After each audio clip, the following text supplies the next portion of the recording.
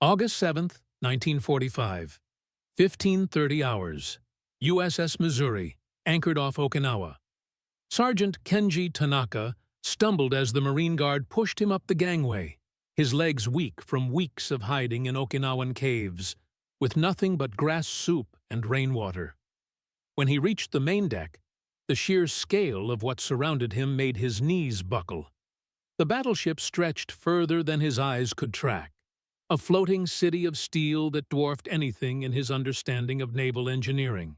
Above him towered the forward turret housing three 16-inch guns, each barrel longer than the largest building in his home village. The turret alone weighed more than an entire Japanese destroyer, and there were three such installations on this single vessel. Around the deck, hundreds of American sailors moved with casual efficiency, their clean uniforms and confident bearing revealing an organization that had never known defeat. Tanaka had served in the Imperial Navy for 6 years, had witnessed the launching of the mighty Yamato, and had been told repeatedly that Japanese naval engineering represented the pinnacle of maritime achievement. Now, standing on the deck of an American battleship that exceeded his wildest imagination of what was possible, he understood with crushing finality that everything he had believed about Japanese superiority was propaganda built on lies. For Japanese prisoners of war who found themselves aboard American capital ships in 1945, the revelation came not through interrogation or indoctrination, but through the simple, overwhelming evidence of industrial power that rendered Japanese resistance mathematically impossible. The crumbling empire. By the summer of 1945, the Imperial Japanese Navy existed primarily in propaganda broadcasts and memories of past glory.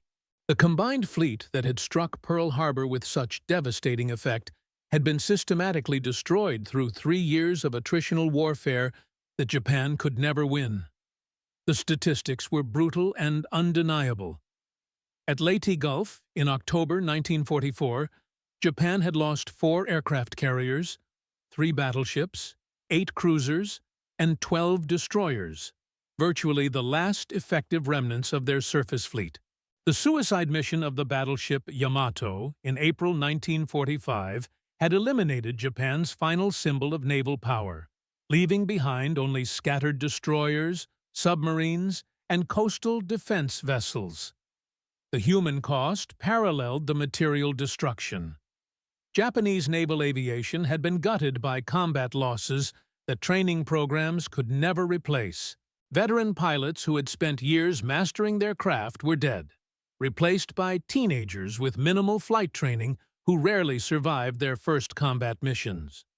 The institutional knowledge that had made the Imperial Navy formidable in 1941 had been systematically eliminated through unsustainable casualties. What remained of Japanese naval forces survived through hiding rather than fighting. Submarines conducted sporadic operations from bases that were constantly under attack, while surface vessels remained in port to avoid destruction by American aircraft that dominated Japanese waters.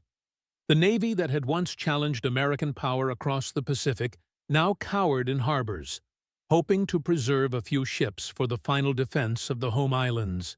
The American Armada. The American naval force the Japanese prisoners encountered in 1945 represented the most powerful maritime force in human history. Over 1,200 major warships operated throughout the Pacific, supported by thousands of auxiliary vessels that maintained supply lines spanning half the globe.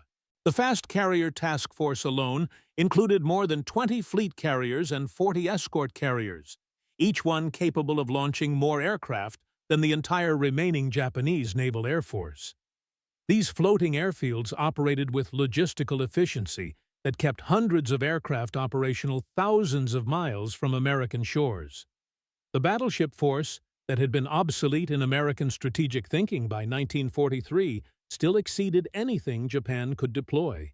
The Iowa-class battleships, Missouri, New Jersey, Iowa, and Wisconsin, each displaced 45,000 tons and mounted 9 16-inch guns capable of hurling two 700-pound shells over 20 miles with devastating accuracy.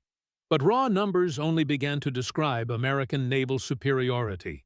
The integration of radar fire control, advanced communication systems, and coordinated fleet operations created tactical capabilities that Japanese forces couldn't match with remaining equipment operated by inexperienced personnel.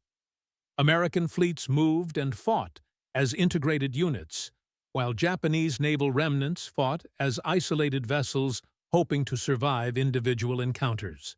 The prisoner's journey.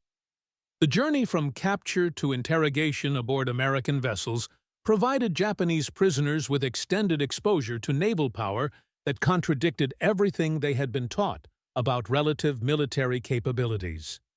The systematic efficiency of American operations impressed men who had experienced the chaos and shortages that characterized Japanese military organization by 1945. Corporal Hiroshi Yamada had been captured during the final phase of fighting on Okinawa, after spending 2 months in cave systems where his unit had been reduced from company strength to fewer than 20 men. Malnutrition and disease had weakened him to the point where resistance was impossible, but psychological conditioning made surrender feel like betrayal of everything he had sworn to protect. The processing of prisoners revealed American organizational capabilities that exceeded Japanese military administration even during the peak years of expansion. Each prisoner was photographed, fingerprinted, and assigned identification numbers that were recorded in databases that tracked their movement through the POW system. Medical examinations identified health problems and initiated treatment that exceeded what many prisoners had received as active soldiers. "They treated us like valuable cargo rather than defeated enemies," Yamada recalled in post-war testimony. Every step was documented, every procedure was systematic. The efficiency was overwhelming. They processed hundreds of prisoners with the same attention to detail that our military gave to individual cases. The deck experience. Standing on the deck of an American battleship provided Japanese prisoners with visceral understanding of industrial capabilities that propaganda had trained them to dismiss as impossible exaggeration. The physical reality of American naval power was too massive to deny or rationalize away. The deck itself stretched over 800 feet from bow to stern, longer than most Japanese naval vessels and wider than anything in the Imperial Navy, except the lost super battleships Yamato and Musashi. The superstructure towered above the prisoners like a steel skyscraper, housing radar systems, fire control equipment, and command facilities that represented technological advancement beyond Japanese achievement. The crew visible on deck numbered in the hundreds, all of them well-fed, properly uniformed, and equipped with personal gear that exceeded what Japanese soldiers had received even during the early war years. Their casual competence suggested training and resources that Japanese military organization had never been able to provide to rank-and-file personnel. Most psychologically devastating were the main gun turrets that dominated the ship's profile. Each 16-inch gun weighed over 100 tons, and the complete turret assembly weighed more than 1,700 tons, heavier than most Japanese warships. The prisoners understood that these weapons could destroy entire city blocks with single salvos, delivered with accuracy that radar fire control made deadly at extreme ranges. The engineering marvel Japanese prisoners with technical backgrounds recognized that American battleships represented engineering achievements that Japanese industry couldn't duplicate even during peacetime prosperity. The integration of armor, firepower, and propulsion required manufacturing capabilities that exceeded anything Japan had ever possessed. The armor protection alone required steel production and metallurgical expertise that Japanese heavy industry had never mastered. Belt armor over 12 inches thick protected vital areas of the ship, while deck armor provided protection against plunging fire and aerial bombs that Japanese vessels couldn't survive. The propulsion systems generated over 200,000 horsepower through steam turbines that drove the massive vessels at speeds exceeding 30 knots. The fuel consumption required to maintain such performance demanded logistics that Japanese planners had never been able to achieve for their smaller and less capable fleet. Fire control systems integrated radar, ballistic computers, and communication equipment that allowed accurate gunnery at ranges where Japanese vessels couldn't even detect their targets. The technological sophistication represented advancement that Japanese research and development had never approached, despite years of effort. The human scale. The scale of American naval operations became clear to prisoners through observation of daily routines that required thousands of personnel working in coordinated teams. The crew of a single battleship exceeded the populations of many Japanese towns, yet these men operated as a unified organization with efficiency that impressed observers familiar with Japanese military bureaucracy. Meal service aboard American warships provided another demonstration of logistical capability that exceeded Japanese military standards. The galley facilities prepared 3 hot meals daily for over 2,000 men, using food supplies that were delivered regularly regardless of distance from American bases. The medical facilities aboard American capital ships included fully equipped hospitals with surgical capabilities, X-ray equipment, and pharmaceutical supplies that exceeded what many Japanese civilian communities had available during peacetime. The systematic attention to crew health represented investment in personnel welfare that Japanese military culture had never prioritized.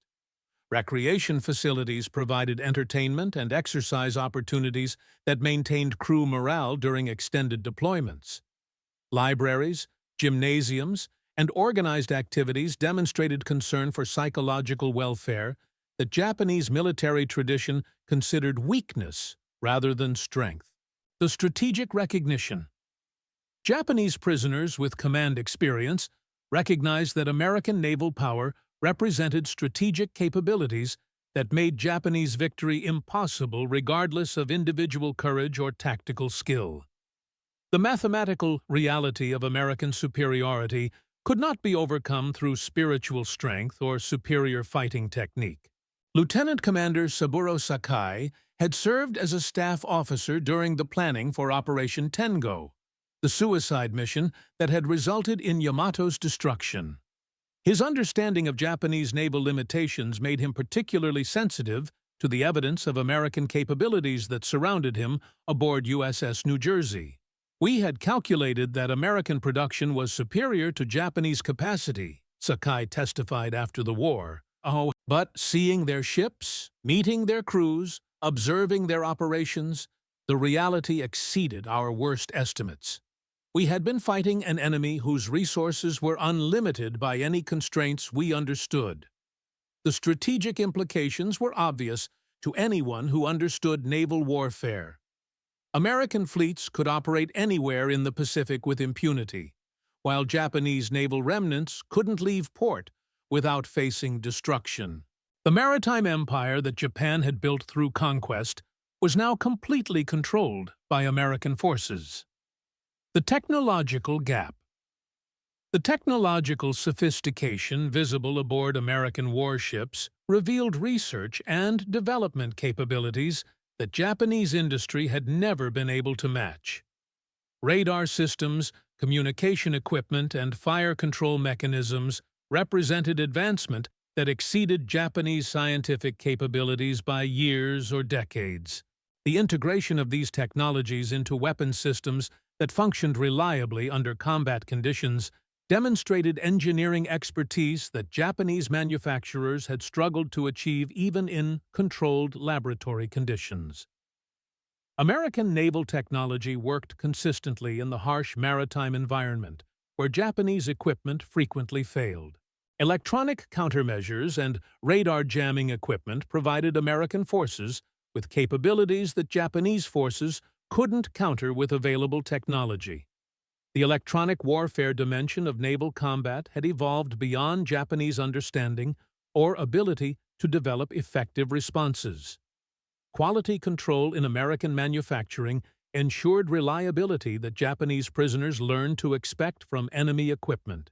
American radar worked consistently, American communications functioned reliably, and American weapons fired accurately because industrial processes guaranteed performance standards that Japanese manufacturing had never achieved. The industrial base. The evidence of American industrial capability visible aboard their warships challenged Japanese understanding of what was possible for any nation's manufacturing sector. The quantity and quality of equipment, supplies, and personnel suggested productive capacity that exceeded theoretical limits of what Japanese planners had considered achievable. American naval construction had produced dozens of major warships annually, while simultaneously building thousands of merchant vessels, aircraft, tanks, and other military equipment. The scale of production required industrial capacity that Japanese planners had considered impossible for any single nation to achieve. The quality of American naval construction exceeded Japanese shipbuilding standards despite the volume of production that should have precluded attention to individual craftsmanship. American warships combined mass production techniques with precision engineering that Japanese yards had never been able to achieve. Spare parts availability aboard American vessels suggested supply systems that could maintain complex equipment indefinitely, regardless of distance from manufacturing centers.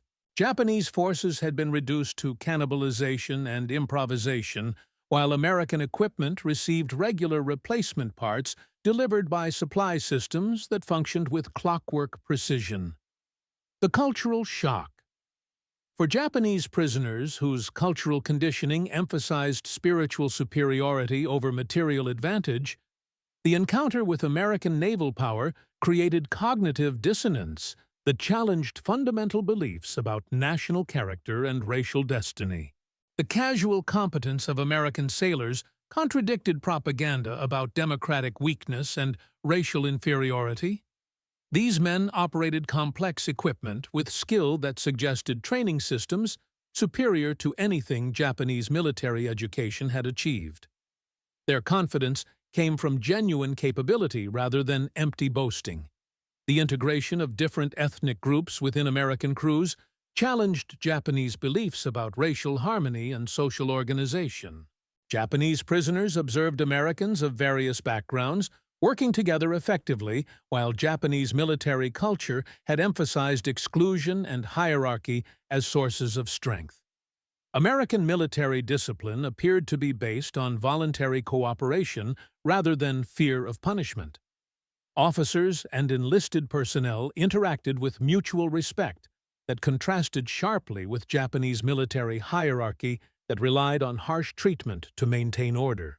The medical care provided to Japanese prisoners aboard American vessels demonstrated healthcare capabilities that exceeded anything available to Japanese military personnel during the final year of the war.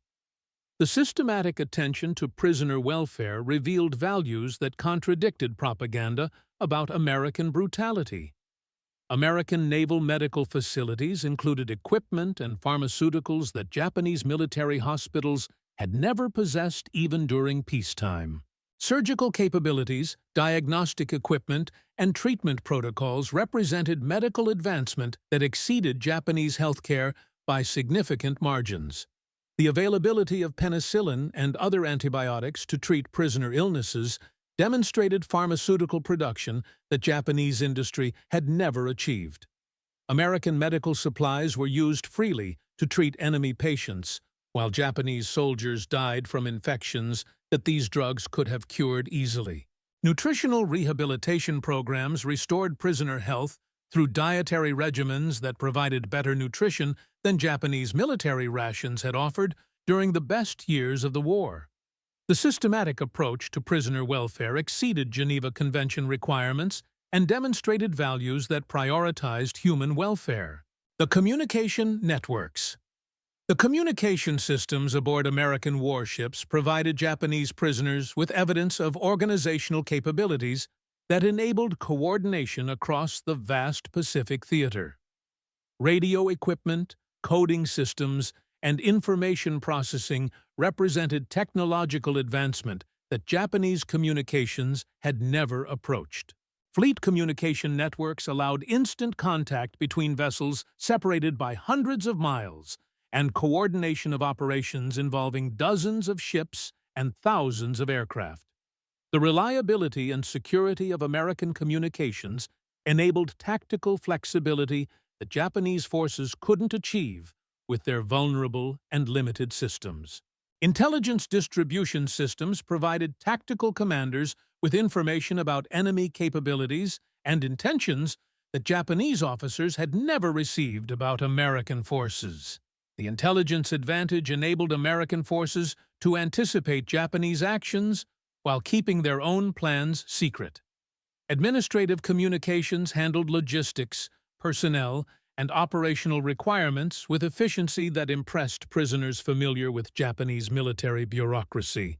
Orders were transmitted accurately, supplies were requested and delivered systematically, and personnel records were maintained with precision that Japanese administration had never achieved. The supply system. The logistics visible aboard American warships demonstrated supply systems that maintained adequate stocks of equipment, food, fuel, and ammunition regardless of distance from American territory. Supply ships delivered everything needed to keep fleets operational, while Japanese forces struggled to obtain basic necessities. Fuel supplies enabled American fleets to operate continuously, while Japanese naval remnants remained in port to conserve scarce petroleum. American vessels consumed fuel at rates that would have bankrupted Japanese logistics while receiving regular resupply that maintained operational readiness.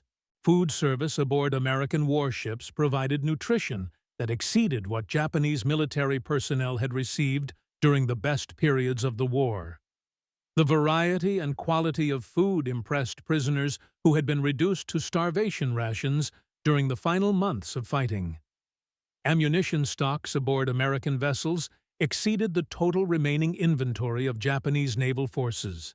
American ships carried enough ordnance to conduct sustained operations, while Japanese units rationed ammunition to extend their limited supplies. The moral impact, the humane treatment of Japanese prisoners aboard American vessels, challenged propaganda about American character while demonstrating values that exceeded minimum legal requirements for prisoner care. The systematic attention to prisoner welfare revealed cultural priorities that Japanese military tradition had never emphasized. American personnel treated prisoners with professional courtesy that contrasted sharply with Japanese treatment of Allied prisoners. The consistent application of humanitarian standards impressed prisoners who had expected brutality, but received medical care and adequate food instead.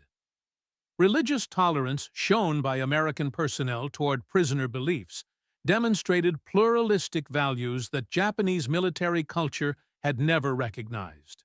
Prisoners were allowed to practice traditional observances while receiving respectful treatment that acknowledged their human dignity. The absence of revenge or cruelty, despite Japanese atrocities against American prisoners, revealed moral discipline that impressed captives familiar with Japanese military behavior toward enemies. American strength appeared to include moral strength that Japanese military culture had considered weakness. The strategic revelation. The cumulative evidence available to Japanese prisoners aboard American warships revealed strategic realities that made continued Japanese resistance pointless, regardless of individual courage or dedication. American naval power could project force anywhere, while Japanese forces could barely defend their remaining territory.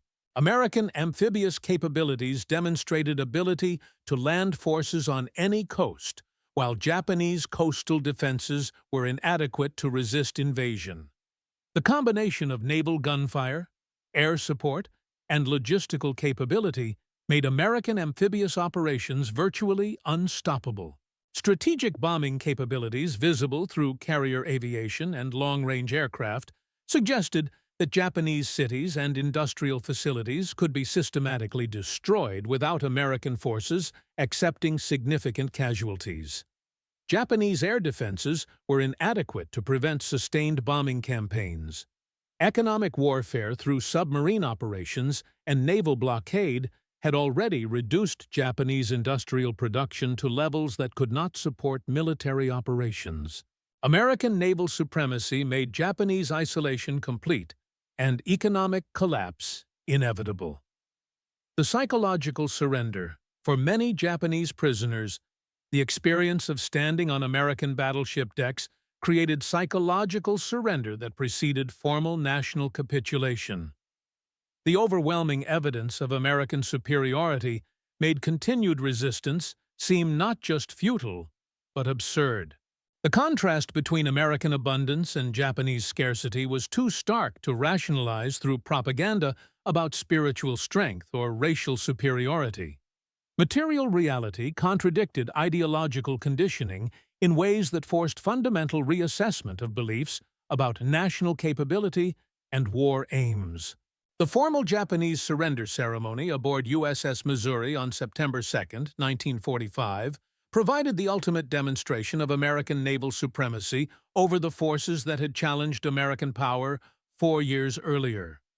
The symbolic location aboard the battleship that had bombarded Japanese positions emphasized the completeness of naval defeat.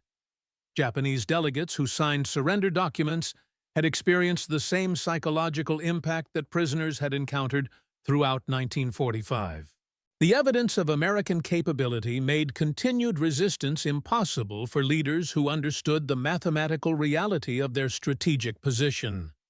The ceremony's location aboard an American capital ship, rather than neutral territory, emphasized American control over the terms and conditions of Japanese defeat. The symbolic power of the battleship setting reinforced American dominance over the maritime empire that Japan had tried to create. The ultimate realization. In the end, Japanese prisoners who realized the war was lost while standing on American battleship decks experienced more than military defeat. They witnessed the collapse of illusions that had sustained Japanese resistance for 4 years of increasingly hopeless struggle. The steel deck beneath their feet represented industrial power that reduced Japanese capabilities to insignificance. The guns that towered above them could destroy any target they chose to engage. The crew that surrounded them possessed training and equipment that exceeded anything Japanese forces had ever fielded. Standing on those battleship decks, Japanese prisoners understood with absolute clarity that their nation had challenged an enemy whose power exceeded their most pessimistic estimates. The war had been lost from the moment American industrial capacity began producing weapons and equipment that Japanese forces could never match. For men who had been conditioned to believe in Japanese superiority and American weakness, the revelation was psychologically devastating but intellectually liberating. The truth was undeniable when it surrounded them in the form of floating cities that represented power beyond their comprehension. The battleship deck became their classroom in reality, where propaganda gave way to mathematics and ideology surrendered to engineering. They had learned the ultimate lesson of industrial warfare. Victory belonged to those who could build the most ships, produce the most weapons, and field the most capable forces. Standing on American steel, surrounded by American power, protected by American mercy, they finally understood that the war was already over. Not because Japan had been defeated in battle, but because Japan had never possessed the capabilities necessary to achieve victory against an enemy whose strength was measured in the tonnage of steel that kept them afloat on the Pacific that America now ruled completely.